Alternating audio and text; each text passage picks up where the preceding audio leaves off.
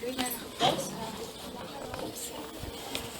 Okay, ek het, soos julle almal, het ek al ewig normaalweg gelewe. Ek het gedink, wow, ek is 'n kind van Jesus, my ouers gaan kerk toe, so ek is 'n Christen.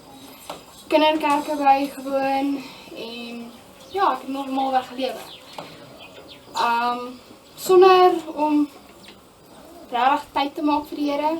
My ouers het, omdat ek moes Bybel lees, het my ouers sê ek moet Bybel lees. Ek gebid omdat my ouers sê ons moet bid. Sonder om regtig die Here aan te vang.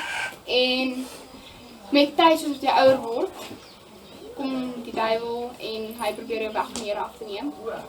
Deur baie verskillende dinge op die pad te sit wat nie lekker is nie, waar jy sondes doen, en soms dink jy dat sondes is baie lekkerder as jy by die Here se kant is, deur moeilike tye.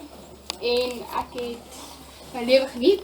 Ek het, hoe ouer ek word, het ek meer weg van die Here afgedryf. Ek het meer gedink, okay, ek geniet my lewe, ek lewe reg. Maar ek het nie tyd gemaak, nog steeds vir die Here nie. Ek het nie gebid nie, en toe gebeur daar iets in my lewe.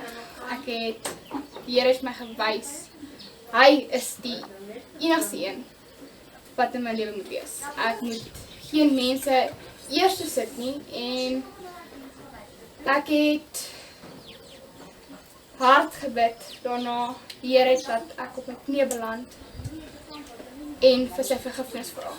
En die Here het my gewys, hy is groter as almal. Hy wil eers kom in jou lewe, en hy wil hê jy moet hom eers sit en jy moet tyd maak vir hom. En voorheen het ek nie agtergekom, wow, ek dryf weg van die Here af nie. Eers later, wanneer slegte dinge met jou gebeur, kom jy agter, hoor jy so, hoe ver jy van die Here af gedryf het. Hoe minder tyd jy vir hom gemaak het. Ek het na my pa toe getrek, ek het nie meer kerk toe gegaan nie, ek het nie meer regtig gebid nie, ek het nie meer Bybel gelees nie. Ek het baie sonde gedoen, en tot daai ding gebeur het, en die Here het my gewys, hy is almagtig. En ek het van daar af, het ek probeer om nou volgens meer Bybel te lees, volgens die Here te leef, meer te bid, maar ek het nie regtig gevoel die Here het my gered. Ek het vir die Here gevra, Here, hoekom voel ek nie 'n verskil nie? Ek het nog steeds nie anders gevoel nie. Ek het vry gevoel, maar nie heeltemal anders nie, toe ek terug na my ma toe trek.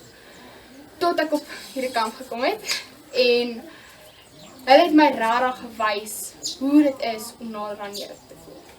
Hoe om die Here aan te voel. Hoe om jou hart vir die Here te gee. Maar wat ek gedoen het hierdie keer is, ek het vir myself gesê, ek wil nader aan die Here kom. Ek gaan nie net na kampe toe en nie daai wil hê om meer te leef in die Here nie. Ek het gedink, okay, ek gaan regtig alles insit, en te dank aan hulle kon ek die Bybel lees, en elke liewe dag 'n boodskap vind, wat ek mee struikel in my lewe, en ek het ook gebid, en ek het die Here aangevoel, ek het gevoel, hy het my vergewe, ek het rein gevoel, en na die kamp het ek buite gegaan, die duiwel het nog steeds my probeer onderkry, maar hierdie keer is ek baie sterker as wat ek was, ek het die Here in my hart, en as jy ek gaan dit in Engels sê, arm of God opsit, dan is die duiwel, kan hy nie naas by aan kom, en in die Bybel staan daar iewers dat alleen kan jy nie die duiwel veg nie, maar met die Here kan jy die duiwel veg maak as op pad nie. En as jy die Here in jou hart het, kan die duiwel jy nie onderkry nie. As jy deur moeilike tye gaan, wat ek agtergekom het, is dat dan moet jy net bid en vir die Here vra om te help, en glo, hy sal jou help. Daar is 'n sekere doel hoekom dit gebeur. Verstaan dalk nie nou nie, maar eendag sal jy verstaan. En as vir die Here was nie, sal ek hier vandag gewees het nie. En ek sê dankie vir die Here dat ek het gemaak het so ver, en dat hy my sterk gemaak het en my daardeur gehelp het.